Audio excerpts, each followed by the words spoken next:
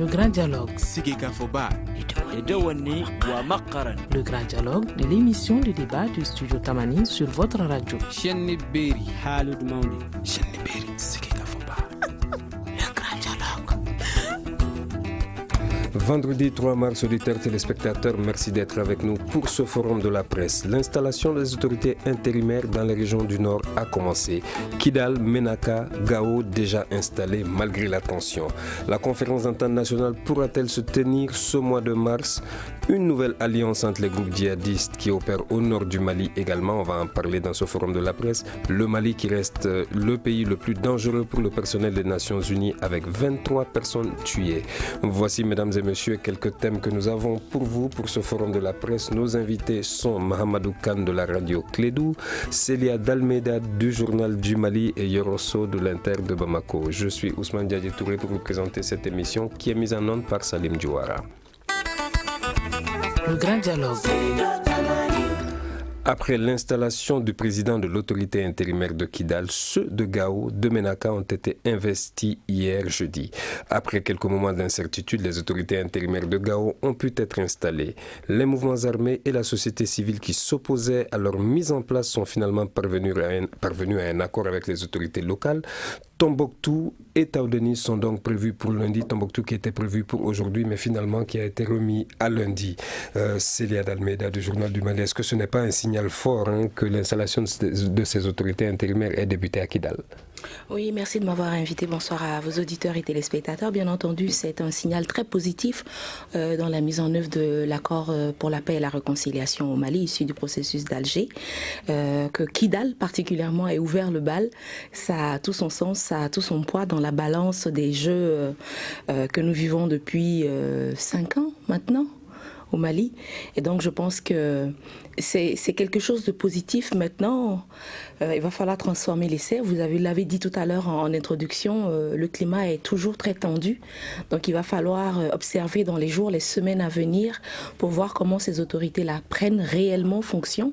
Parce qu'on l'a dit, ça faisait longtemps que le drapeau malien n'avait pas été déployé dans cette ville. Et ça a été le cas, même si ça a été pour quelques heures il y a 2 jours. Donc, je pense que c'est un signal positif, effectivement. En fait, c'est maintenant que le travail commence. Merci, Rosso de l'Inter de Bamako. On a l'hymne national malien qui retentit à Kidal. Célia l'a dit, le drapeau malien qui a flotté à Kidal, c'est quand même un signal fort. Ok, merci de m'avoir invité. Moi, je pense que ça, c'est un contre-pied à l'accord. Voilà, l'accord disait que les autorités du Mali allaient être à Kidal progressivement. On prend le contre-pied de ça pour venir installer les autorités intérimaires. Voilà, si vous regardez un peu les villes dans lesquelles les autorités intérimaires ont été installées, il y a toute une tension autour de ça. Ça veut dire que la population n'a pas adhéré à cette installation des autorités. On ne peut pas pour une fois, à Kidal, il n'y a pas eu de tension justement pour l'installation de ces autorités. Oui, mais les ténors de Kidal n'ont pas assisté à la cérémonie. Intala n'était pas présent. Mais c'est un signal fort. Eux, c'est Kidal. Kidal appartient à eux. S'il n'est pas présent, il y a Anguille sur Roche. On va dire la commune urbaine de Kidal, pas la région de Kidal. Bon, la commune urbaine de Kidal. Si lui n'est pas parti, je pense que tout n'est pas joué pour le moment. Et il faut faire extrêmement attention. Gao, Tombouctou, quand vous regardez ces 2 villes, l'État est déjà présent. Qu'est-ce qu'on va installer là-bas comme autorité intérimaire? Quelle est la mission de ces autorités dans ces 2 villes où déjà l'État est présent dans toutes ces dimensions? L'armée est là-bas et l'administration est là-bas. Quant à Kidal, le fait que le drapeau, on a vu le drapeau malien, ça ne signifie rien. Si l'administration malienne n'est pas à Kidal, on n'a rien fait. C'est ce qu'on nous a dit depuis que l'accord a été signé. Et l'accord, je le dis, je le répète, c'est un chiffon de papier que je n'ai pas adhéré. Je pense que la solution du Mali, ce n'est pas sur papier. Voilà. Célia, je vous donne la parole dans quelques instants, le temps d'écouter Mahamadou Khan de la radio Clédou justement sur ce sujet, l'installation des autorités intérimaires à Menaka, Kidal, Gao, Tombouctou pour lundi avec Taoudeni. Oui, c'est vrai, c'était attendu depuis un moment. Ça a été attendu à Gao. On a vu les groupes armés qui occupaient le conseil régional justement pour pouvoir, entre guillemets, partager les gâteaux, ce qui est déjà opérationnel, ok. Les éléments vont participer au Patriot Mix, au DDR. Nous avons la chance d'avoir ces éléments. Je n'ai pas des GAO qui me disaient que non, ils sont là-bas pour la population, des GAO vont défendre la population, etc. Mais après, c'est vrai que c'est un grand pas, comme l'a dit Célia. Mais moi, j'attends de voir, parce qu'il faut pouvoir concrétiser tout cela, comment, en donnant des moyens à ces autorités intérimaires, clairement, pour qu'elles puissent véritablement commencer le travail des terrains. C'est ce qu'on attend. Oui, c'est un grand pas. Kidal, Menaka, Gao, lundi, comme vous l'avez dit, Taodeni et Tombouctou. Mais le plus important maintenant, c'est la mobilisation des fonds pour permettre à ces autorités de travailler. Voilà. Merci Célia d'Almeida du journal du Mali. On a vu des vagues de contestation dans certaines régions, Tombouctou et Gao notamment, où les mouvements signataires de l'entente du 25 janvier, CPA, CMFPR2, CGA et MSA ont contesté ces autorités intérimaires. Je voudrais, avant de répondre à votre question, Ousmane, revenir sur ce que le confrère Yoro disait tout à l'heure par rapport à la présence de l'État dans la ville de Gao et de Tombouctou particulièrement, où on vient poser les autorités intérimaires. Je pense que ça a été l'une des raisons d'ailleurs pour lesquelles les populations, je ne parle pas des groupes armés qui sont contre, je parle des populations qui disent on n'est pas d'accord, pourquoi est-ce que vous venez nous mettre des autorités alors qu'on a déjà des autorités. Donc encore une fois, quand moi je disais qu'il faut observer pour voir comment ça va se passer dans les jours à venir, c'est justement de voir comment ça va fonctionner tout ça. Cette espèce d'échafaudage que nous sommes en train de mettre en place avec des maires élus qui sont là, sur lesquels on va venir superposer une autorité intérimaire parce qu'elle est inscrite dans l'accord, donc il fallait la faire, parce que les groupes armés l'ont posé comme préalable avant un retour entier de l'autorité de l'État. Bon, on va voir comment tout ça... J'espère que nous n'allons pas encore aller dans la réaction et que nous avons déjà prévu comment travailler ensemble avec ces groupes armés, parce que quoi qu'on dise, ce sont des intérêts divergents qu'on a mis ensemble au sein d'une entité. Et ces intérêts divergents, quand ils ne s'entendent pas, ils nous ont montré comment ils le démontrent, ils se tirent les uns sur les autres. Donc, on va voir, et j'espère vraiment qu'un mécanisme est trouvé pour que, ensemble, et l'État et les différents groupes armés qui se sont retrouvés au sein de cette autorité intérimaire puissent travailler ensemble pour instaurer un minimum de quiétude pour que l'économie puisse reprendre, pour que le social puisse reprendre. C'est cela qui est important pour les populations. Moi, je veux dire, les blablabla politiques, les gens ont besoin de manger à leur faim, de se soigner, etc. C'est ça qui est important.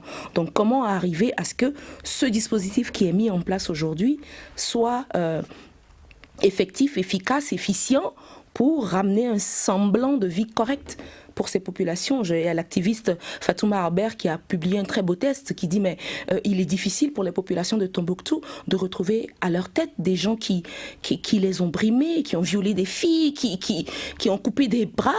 C'est difficile pour ces populations. Maintenant, on nous demande de faire des sacrifices, d'accord. On voit Gao s'est tu à la demande d'une autorité religieuse, Gao s'est tu. Mais Gao, on la connaît.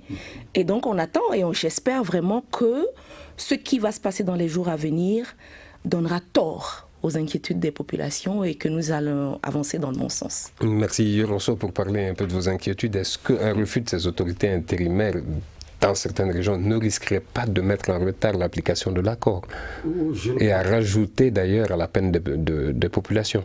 Non, je ne pense pas. Surtout les cas qu'on a cités, Gao et Tombouctou, ce n'était pas la peine d'installer des autorités intérimaires. Ce qui est de Kidal, ça c'est une équation très difficile qui est là depuis mai 2014 jusqu'à présent, que ce soit la communauté internationale à travers la MINUSMA, Barkhane, ne font rien dans ce sens pour que le Mali puisse aller à Kidal. Après ce qui s'est passé à Kidal, lors de la visite de Mara, au moins après, quand même quelques temps après, l'armée et l'administration devraient être redéployées à Kidal. Cela n'a pas été le cas. On est toujours là. Que justement, ces autorités intérimaires ne vont pas permettre ce redéploiement progressif de l'administration à Kidal? Voilà, non, je ne pense pas. Comme cela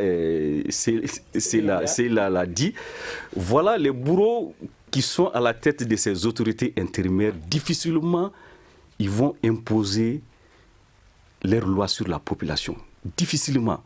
Quand vous prenez le cas de Kidal, certes, le monsieur, Fagaga, il peut faire ce qu'il veut à Kidal, mais imaginez un peu l'armée à Kidal. Il y a un représentant de l'État également, oui, le gouverneur à Kidal, l'administration à Kidal. Voilà un déserteur de l'armée qui a quitté Bamako depuis 2006 pour aller attaquer les garnisons de Kidal et de Ménaka pour former une rébellion en créant l'alliance du changement du 23 mai. Depuis lors, il est à Kidal. Et c'est lui aussi qui a organisé l'attaque d'Aguelhok. Voilà ce monsieur, il a sur ses mains le sang des militaires maliens. Donc difficilement ce monsieur est représentatif. Est-ce que par rapport à la paix, qu'est-ce que ce monsieur peut amener comme paix? Difficilement, c'est le cas dans les autres régions. Donc il était bon de faire une large concertation autour des personnalités qui allaient diriger ces autorités intérieures. C'est Almeida souhaite réagir rapidement. On donne la parole à Mohamed. En fait, ma crainte, quand on parle de large concertation, grand frère, permets-moi de le dire, c'est qu'on n'allait jamais se mettre d'accord. Le drame, c'est ça. On est dans cette situation aujourd'hui parce qu'on a perdu du temps à dire oui, tel n'est pas bon, on l'enlève, tel est bon, non, tel n'est pas bon, celui-là est d'accord, celui-là n'est pas d'accord. Et à un moment donné, il faut trancher. Maintenant, quand vous dites que est-ce que Fagaga est représentatif, peut-être que Fagaga est représentatif de Kidal, on n'aurait peut-être pas pu mettre Fagaga à Gao, mais peut-être qu'il est plus représentatif à Kidal qu'ailleurs.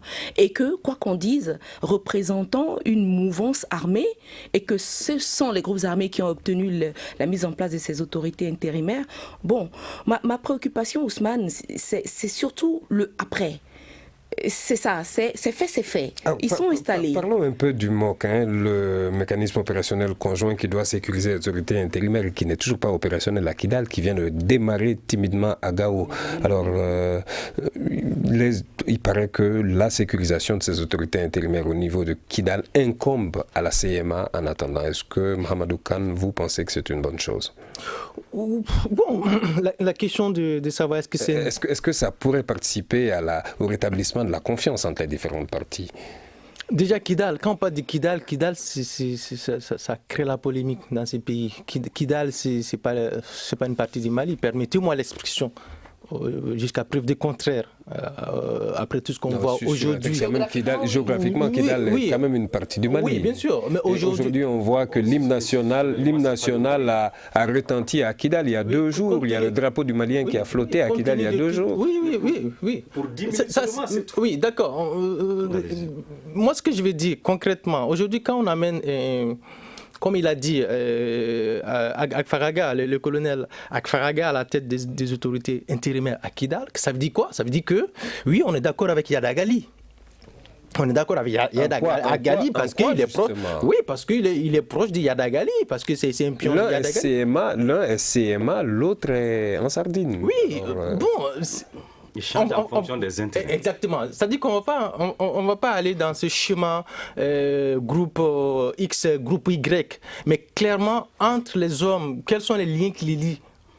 C'est très important. Yadagali aujourd'hui, on sait, il rôde à Kidal depuis... Si on dit qu'il y a un lien qui lie le général Gamou et Yadagali, ils ont été frères d'armes à un moment donné. Mais c'est différent. C'est différent pourquoi?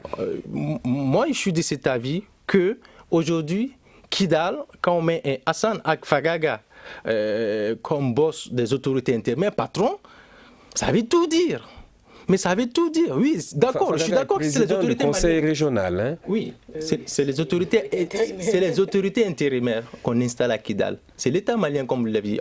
Mohamed Aguerre était là-bas, Diagouraga était là-bas. Ok, on est d'accord avec tout cela. Mais disons-nous la vérité aujourd'hui, Kidal ne nous appartient pas. C'est no man's land. C'est la boîte au Pandore qui est ouverte une fois de plus. Ça veut dire quoi? Bienvenue à tous les petits trafiquants de drogue. Vous pouvez prospérer dans vos activités. Mais franchement, disons-nous la vérité. Moi, je pense que Kidal, Gao Ménaka, je peux comprendre, mais Kidal, ne discutons vraiment pas de Kidal, quoi. Madame, messieurs, je vous propose de prendre quelques secondes de pause. Vous écoutez Studio Tamani, votre avis nous intéresse. Écrivez vos commentaires et suggestions sur la page Facebook et dialoguez avec nous. Studio Tamani, c'est aussi les réseaux sociaux. Merci de suivre avec nous la revue de l'actualité de la semaine. On parlait justement de l'installation de l'autorité intérimaire dans la région nord. Yorosso Kidal appartiendra à qui finalement, Kidal jusqu'à présent est sous le giron malien. Institutionnellement non. Mais géographiquement, Kidal fait partie du Mali. Mais administrativement, Kidal appartient aux trafiquants de toutes sortes, aux criminels, et à la France qui sécurise Kidal pour que les Maliens n'y rentrent pas. Est-ce que l'installation de ces autorités intérimaires ne permettrait pas, encore une fois, je vous repose la question... Non, l'installation des autorités intérimaires, c'est du sur place, on ne bougera pas. C'est une manière pour ces gens d'avoir de l'argent. Voilà, l'État va renflouer leur caisse et après ils vont se révolter contre l'État et c'est tout. C'est une façon d'avoir de l'argent. Voilà. Merci Yorosso. La conférence d'entente nationale, est annoncée pour ce mois de mars sous l'égide du médiateur de la République, Célia Dalmeida du journal du Mali. Est-ce que finalement il est possible d'organiser cette conférence d'entente nationale ce mois de mars étant donné qu'on n'a toujours pas de date et que les consultations continuent? Justement, les consultations continuent, donc je ne suis pas dans les secrets des dieux, je ne pourrais pas vous dire oui ou non. En tout cas, jusqu'à preuve du contraire, on n'a pas annoncé de report. Les consultations continuent, il se passe des pas sur le plan politique qui permettent de penser que ceux qui au départ s'opposaient à la chose sont en train de se dire bon oui pourquoi pas. Par exemple les groupes armés qui avaient dit pas de conférence d'entente nationale tant que on ne fait pas l'installation des autorités intérimaires. Voilà, c'est en train d'être fait, donc peut-être vont-ils participer à cette conférence d'entente nationale. Donc peut-être un point d'achoppement est-il levé. Maintenant, en conférence d'entente nationale, pourquoi? Et j'ai envie de vous demander. De quoi va-t-on parler justement? Et j'ai envie de vous demander, parce que nous les Maliens, nous aimerions bien voir les termes de référence de cette fameuse conférence d'entente nationale, savoir qu'est-ce qui va s'y dire, qui va y participer. Est-ce que moi, citoyenne lambda, je pourrais me lever et aller dans cette salle et écouter ce que les gens se disent, prendre la parole? On ne sait pas encore ce qui va s'y passer. Donc on attend. On nous a dit que ça va être une occasion de mettre les choses à plat. Quoi? On attend. Yorosso, sur la conférence d'entente nationale, de quoi va-t-on parler au cours de cette conférence d'entente nationale? On sait que la question Azawad est déjà l'une des questions phares, le mot Azawad qui crée autant de polémiques. On sait que ça fera partie obligatoirement des débats, mais est-ce qu'il faut justement parler d'autre chose? D'abord, cette conférence d'entente, qu'on parle de nationale, n'est pas nationale. On a mis le mot national, l'adjectif national pour tromper le peuple.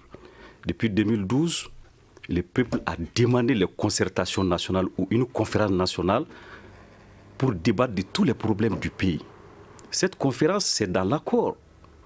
Organiser une conférence uniquement d'entente nationale. Non, c'est pas national. Mon point de vue, c'est pas national. Accorder les violons et non, c'est pas pour tout le peuple malien. Soyons d'accord avec ça. Les concertations ont été demandées depuis la chute du président ATT. Jusqu'aujourd'hui, il y a des hommes politiques qui sont en train de réclamer ça. Une conférence nationale. En tout cas, ils ont différents termes. Certains débats, assemblée nationale, conférence, concertation.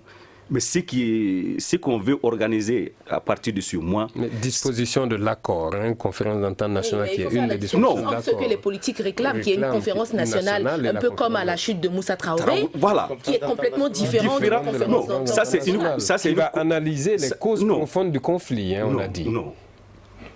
Aujourd'hui, il n'y a pas de priorité prioritaire au Mali. Tout est prioritaire au Mali. Que vous partez à Kaï, c'est les mêmes problèmes. Vous partez à Ségou, c'est les mêmes problèmes. Débattons tous les problèmes du Mali dans une seule conférence. Mais la conférence qu'on nous propose aujourd'hui, c'est uniquement une conférence de Kidal. Donner un contenu au mot Azawad. Tout tourne autour de ça. C'est pas pour le Mali. Déjà, il y a des réserves par rapport à cette conférence. Certains partis politiques ont déjà donné le ton, qui ne participeront pas. D'autres ont émis des réserves parce que ça ne concerne pas l'ensemble du Mali.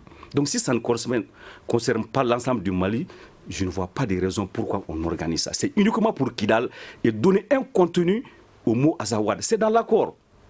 Alors, Mahamadou Kane, l'accord parle de conférence d'entente nationale pour une conférence intermalienne pour que les Maliens mettent à plat les différends. Est-ce que vous pensez que cette conférence d'entente nationale prévue par des dispositions de l'accord pourra éventuellement taire les différends entre les Maliens?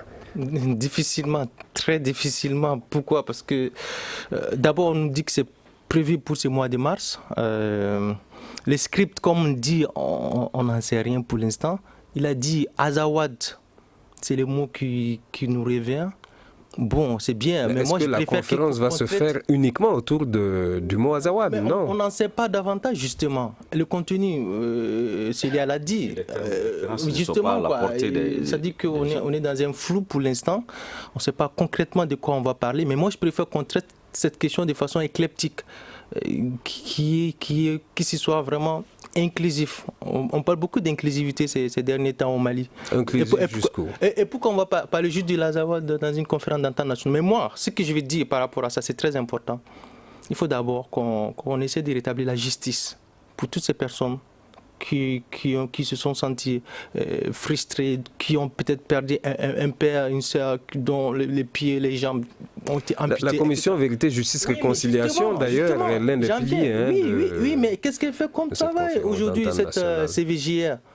Qu'est-ce qu'elle fait concrètement? C'est une partie intégrante d'ailleurs de la conférence d'entente nationale. Mais vous avez parlé d'inclusivité, Mahamadou Kane. Est-ce qu'il faut l'ouvrir à quelqu'un comme Yadagali ou Amadou Koufa, par exemple, qui sont maliens? Ça, c'est une question qui a toute son importance. Moi, je pense qu'on en a déjà parlé ici. Yadagali, en tout cas, de mon point de vue, ce n'est plus d'actualité. On va en parler certainement plus loin avec d'autres sujets le concernant. Amadou Koufa. Non, non plus. Non, ils sont à la base de tous nos malheurs aujourd'hui. Donc, je pense que c'est pas des personnes crédibles, justement. C'est par rapport à la conférence d'entente nationale. Moi, je pense que c'est les personnes les plus crédibles parce qu'au moins avec eux, on sait à quoi s'en tenir. Moi, je suis du point de vue différent, Mahamadou Kane. Je me dis, avec Iyad, on sait. Avec Koufa, on sait. Avec les autres dont les noms ont été évoqués ici ce soir, on ne sait pas. Et c'est ça notre problème.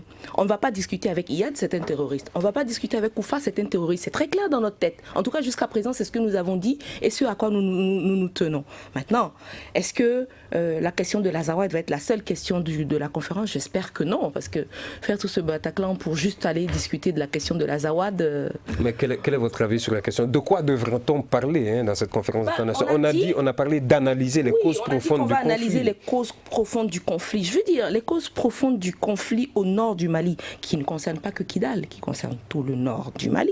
Et aujourd'hui, on est jusqu'au centre, vous venez d'évoquer Koufa, sont autant endogènes qu'exogènes, sont autant sociales que politiques, sont autant économiques qu'environnementales.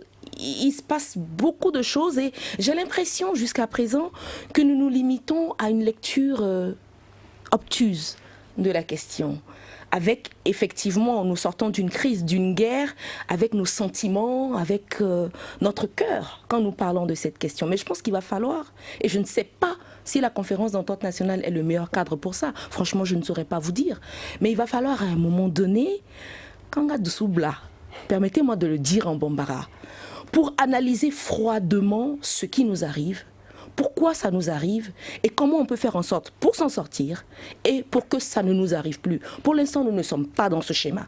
Nous sommes dans le schéma de poser des pansements sur des plaies ouvertes. Et un pansement sur une plaie ouverte, sans antibiotiques, sans rien du tout, ça gangrène et on coupe le membre. Et ça, Dieu nous en préserve. Est-ce que cette conférence internationale, justement, ne devrait pas être l'occasion pour les Maliens de se parler franchement, de se dire la vérité toute crue? Si ça ne concerne pas tout le pays, les Maliens ne peuvent pas se dire toutes les vérités. Quand vous dites que ça concerne, elle se veut inclusive, cette conférence internationale? Elle n'est pas inclusive. On a parlé du caractère inclusif de la conférence. Quand vous lisez l'accord, l'accord est très clair là-dessus. Est-ce que justement la conférence internationale ne va même pas nous permettre d'avoir la même lecture de l'accord? Parce qu'on a parfois l'impression que les différentes parties n'ont même pas cette même lecture de l'accord. Moi, mon problème, c'est quoi? Un pays ne peut pas tomber aussi bas à ce niveau, qu'on ne puisse pas appeler toutes les sensibilités du pays pour repenser, pour voir ce qui s'est passé, pourquoi ça n'a pas marché. Non, toutes les sensibilités du pays, y compris les extrémistes religieux comme Amadou Nkoufa et Yada Gali. Ce pas des extrémistes religieux, c'est des terroristes. Non. Il y a eu une sélection dans cette affaire. La France a choisi ses hommes. Iyad, je préfère Iyad à ces gens. Au moins, Iyad n'a pas mis... Quand vous dites ces gens, vous parlez d'eux? Des gens du MNLA, ceux-là. Et jusqu'aujourd'hui, ils n'ont pas le Mali dans leur cœur. Iyad, de 90 à maintenant, à partir de 90, quand ils ont éclaté la rébellion, il y avait quand même des questions sécessionnistes. Depuis lors, il a compris que l'indépendance de cette partie ne peut pas être acquise. Il a changé de fusil d'épaule. De 2012 à maintenant, il n'a jamais mis en doute l'intégrité territoriale du Mali. Je préfère ce monsieur aux gens qui font un double jeu. Ceux qui parlent de djihadisme ou terrorisme parce que ça gêne d'autres, c'est eux qui ont formé tous ces gens-là au djihadisme, au terrorisme, pour des intérêts inavoués. Lorsque ça ne va pas, ils les appellent djihadistes ou terroristes. Ils ont composé avec Ben Laden. Quand ils ont combattu les soviétiques, on ne parlait pas de djihadistes en ce moment. Mais quand l'accord, ils ne se sont pas entendus, maintenant ils ont appelé Ben Laden djihadiste. C'est la même chose qu'avec les Iyad aujourd'hui. Moi, je préfère un Iyad qui est pour l'intégrité du Mali, qui est pour des gens qui ne portent pas le Mali dans leur cœur. Quelles sont les valeurs qu'on pourrait justement discuter avec Iyad, qui parle de charia, qui remet en cause la laïcité? Pourquoi les gens ont peur de la charia? Pourquoi les gens ont peur de la charia? Non. Pourquoi les gens ont peur de la charia? Mais on est un pays laïque, on a une république, le Mali est une république laïque qui ressort. Entre guillemets, ceux qui nous imposent la laïcité n'existe pas chez eux. Il faut que ça soit clair, ces termes-là, il faut qu'on les discute.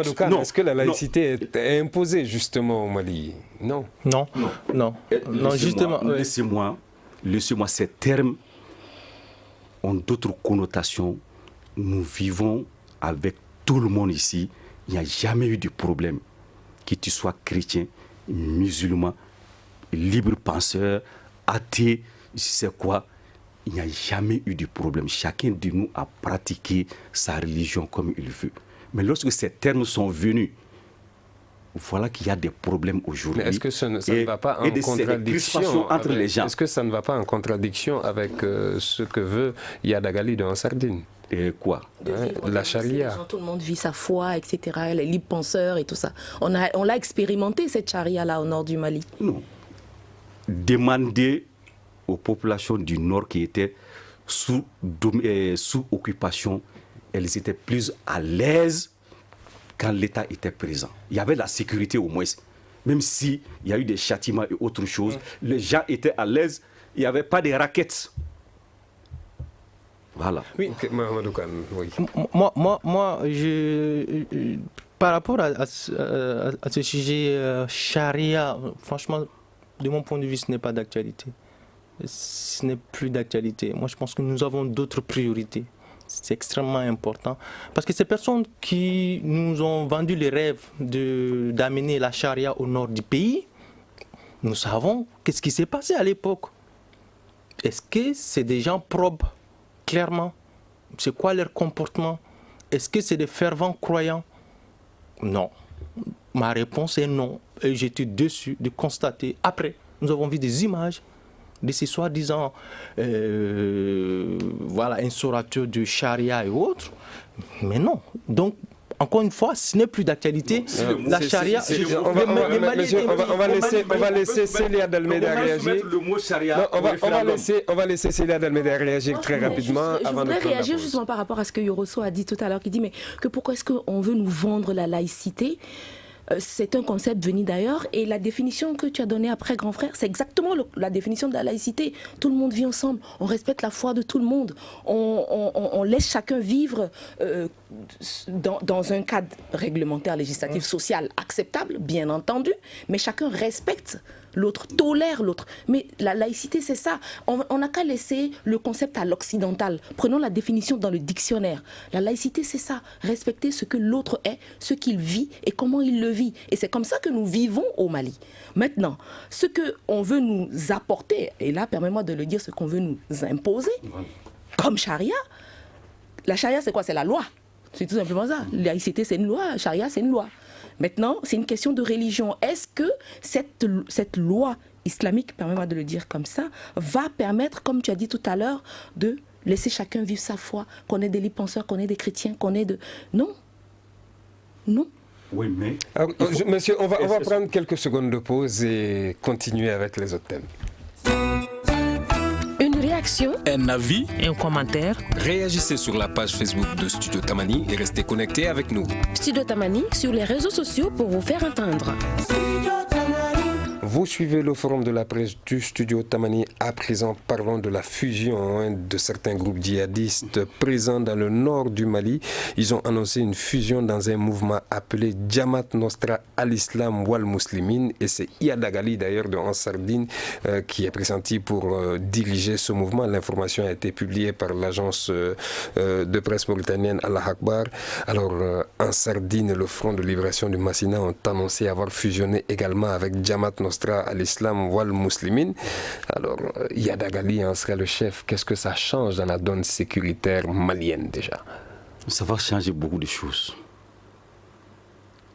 Et je crois que l'accord va souffrir de cette alliance beaucoup. Surtout les questions des patrouilles mixtes. Et d'abord, les patrouilles mixtes souffrent de deux handicaps, la formation et le matériel. Alors que les groupes terroristes ou djihadistes sont déjà aguerris au combat. Donc, est-ce qu'on ne va pas connaître le même scénario qu'en 2012, que le Nord ne tombe sous la coupe de ces djihadistes encore? Malgré la forte présence de soldats étrangers, les Nations Unies, Barkhane. Oui, mais est-ce que ces forces étrangères sont en train de faire un jeu correct avec le Mali? Je ne pense pas. La France, avec tous les moyens qu'elle a dans le nord, la force Barkhane, l'amunissement, jusqu'à présent c'est des morts. Donc cette fusion vraiment n'augure rien de bon pour le Mali. Mahamadou Khan, alors cette fusion entre les groupes terroristes opérant au nord du Mali, qu'est-ce que ça change dans la donne sécuritaire? Vous dites fusion. Moi, je dis effet d'annonce. Attendons. Attendons. C'est très important encore. Parce que le contexte, qu'est-ce qui se passe aujourd'hui? Nous sommes en train d'installer nos autorités intérimaires. Et c'est quoi l'objectif de ces groupes terroristes? C'est de nous dire finalement, vous verrez. Attention. Nous n'avons pas encore fini avec vous. Nous avons plus d'un tour dans nos sacs. Nous allons même former, vous allez voir, nous allons nous fusionner, attendons franchement de voir. Si c'est Iyad Ghali, si cela s'avère vrai, dans les jours à venir, c'est clair que ça va porter un gros coup au processus de paix, comme il a dit, dans notre pays. Mais la question que je me pose encore une fois, comment ferons-nous pour mobiliser les fonds? On voit dans d'autres pays, on sait que Al-Qaïda... Non, on sait comment ils fonctionnent, on sait comment ils sont financés déjà. Oui, mais est-ce que la mayonnaise va prendre? On parle quand même de deux groupes très importants qui opèrent déjà dans le nord du pays. Et ces derniers temps, toutes les attaques ont été revendiquées par ces groupes. Donc c'est pour cette raison d'ailleurs que je dis effet d'annonce, attendons de voir. Est-ce qu'ils auront les moyens vraiment de frapper encore plus fort, d'autant plus qu'on parle de plus en plus de patrouilles mixtes, des DDR. Donc nous sommes en train d'enclencher tout doucement le processus de paix. En tout cas, on va vers l'opérationnalisation de certaines choses qui nous tenaient beaucoup à cœur. Alors Célia Almeida du journal humain, le général Salif Traoré, ministre de la Sécurité, a dit que ça ne changera pas grand-chose et que ces groupes travaillaient déjà ensemble et que ce n'est, comme Mahamadou Khan l'a dit, que l'effet d'annonce. Oui, je pense que Khan a raison sur ce point. C'est vraiment de la communication. Ils sont très forts dans la communication. C'est des c'est des groupes qui, je ne sais pas qui les a conseillés comme ça, mais ils sont très efficaces en termes de communication et ils savent à quel moment parler pour que ça fasse mouche. Et c'est ce qu'ils ont fait. Nous sommes en train d'installer les autorités intérimaires. Donc le peuple malien considère, malgré les oppositions, que c'est une avancée vers la paix. Et on vient nous dire, attention, oh là là, vous n'avez rien vu. Le ministre a raison en disant effectivement qu'ils travaillaient déjà ensemble. C'est là que je tempère un peu ce que Khan disait. C'est pas qu'ils vont se mettre ensemble dans un camp quelque part et puis partir de là-bas aller travailler. Non, c'est qu'ils ont maintenant une communauté de cibles, si je peux m'exprimer ainsi.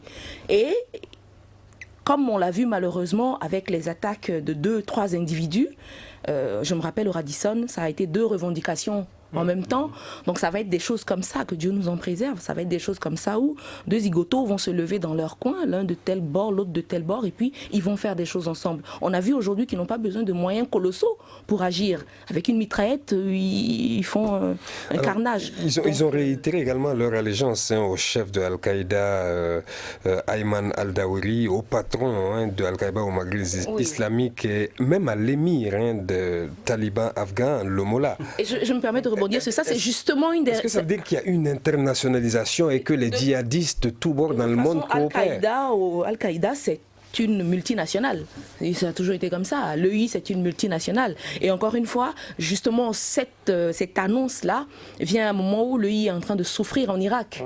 Donc c'est pour dire, à un moment, l'EI nous avait évincé, il faisait les gros bras. Voilà, nous, AQMI, nous subsistons. La preuve encore, nous avons du renfort. Encore une fois, c'est une guerre communicationnelle, c'est une guerre de position, voilà.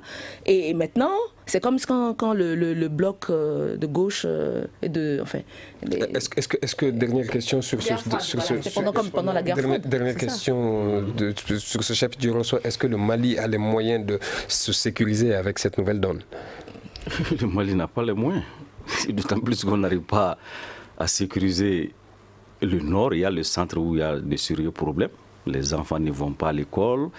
Il y a d'autres conflits qui sont là, qu'on est en train de transformer entre Peul et Bamana, alors que c'est peut-être entre agriculteurs et éleveurs. Tout le monde se trouve dans ces 2 camps.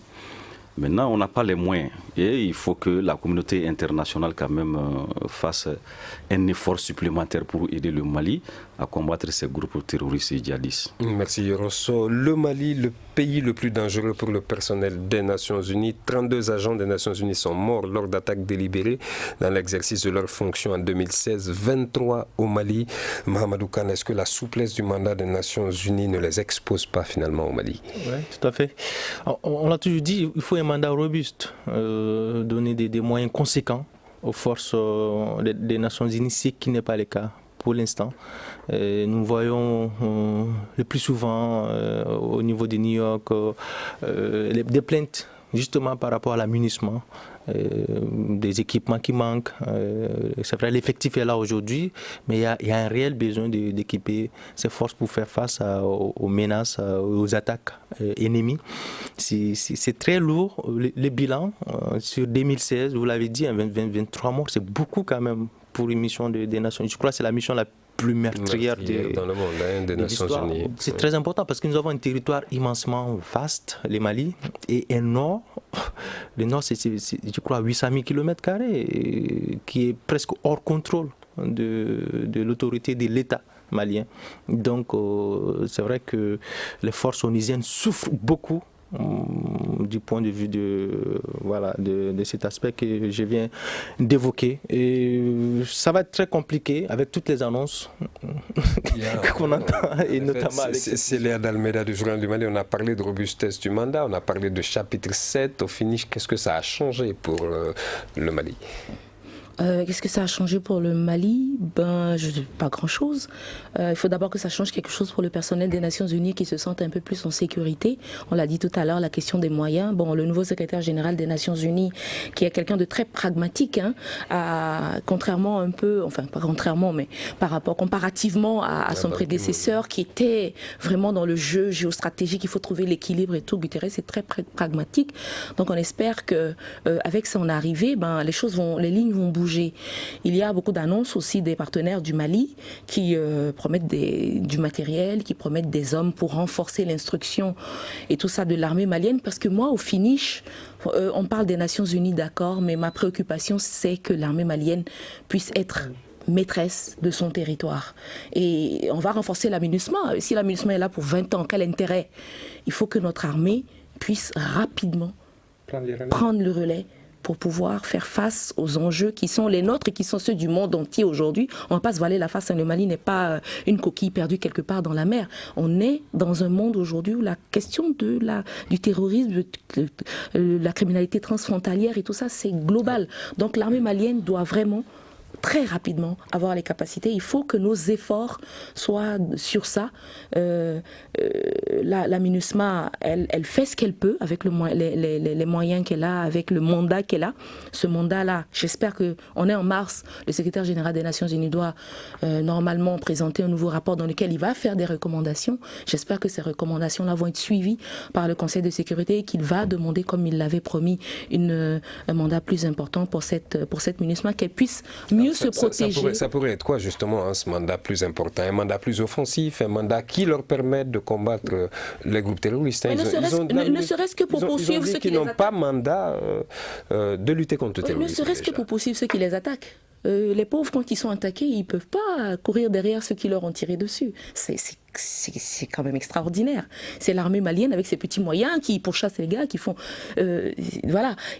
C'est des gens qui sont là, qui sont formés pour ça, qui savent le faire. Ils ont des compétences dans leur pays. C'est pour ça qu'on nous les a envoyés. Et donc, il faut qu'on les laisse faire ce qu'ils savent faire, c'est-à-dire garantir leur sécurité et la sécurité des populations. Au lieu de faire des patrouilles à Bamako avec des gros tanks, j'aimerais bien les voir au nord vraiment faire leur travail. Alors, Yorosso, vous avez tantôt parlé du centre du pays, le centre qui commence à déraper également. Est-ce que ce serait censé d'envoyer des soldats de la paix dans le centre du pays?